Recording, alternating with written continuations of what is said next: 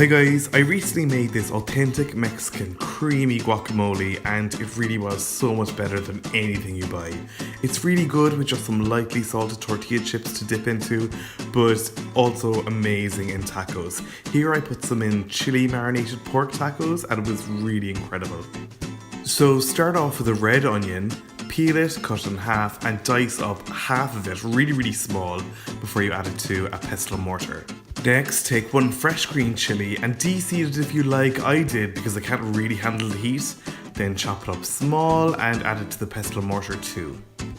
Now take some garlic. You'll only need about a half a clove, so peel it and add it in. Now go ahead and add some salt. You'll need to add a good teaspoon here to create a lot of friction in the pestle and mortar before you start bashing everything up.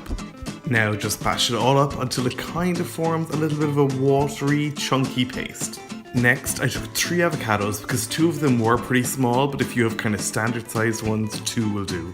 Now cut them all open, remove the stones and make perpendicular cuts into them so you can scoop out dice with a spoon. If you have an avocado cutter, then throw it away. What a waste of money and kitchen space when any old blunt knife will do that job for you, and don't buy any more garbage like that. Once all the avocado is in there, then take a fork and mash it all up into the oniony, garlicky chili paste. When it's only a little mash, take a lime and cut it in half and add half the juice to the guacamole before you continue mashing it all up until it's as smooth as you like, but I really prefer this to be quite chunky. Now set it aside while you take a small bunch of fresh coriander, tear it in half and really chop up the leaves and stalks as fine as you can. This actually doesn't have to be the most finely chopped thing you ever do or the most evenly chopped, so just add it to the pestle and mortar when you're happy with it. Next, take one preferably lime ripened tomato, take off the little bit of vine and cut it into 4 vertical quarters.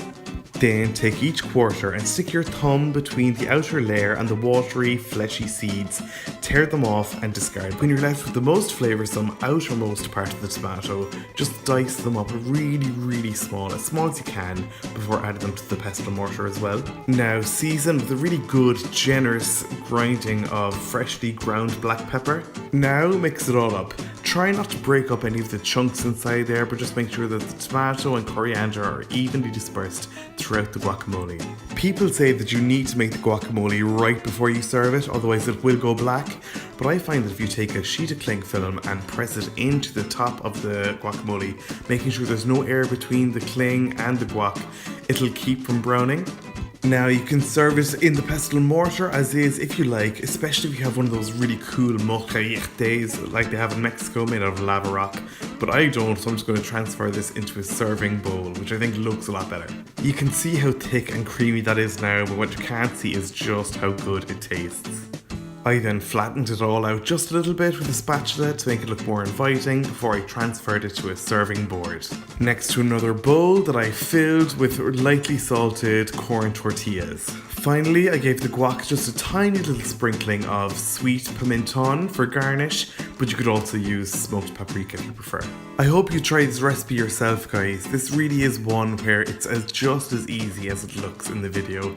It's also vegan and gluten-free and really good for you. So hit the like and subscribe buttons below if you liked this video. You can check me out on social media if you like. You'll find all the links to my accounts in the description below, as well as the link to my blog where you'll find this full recipe at www.rookiecook.org.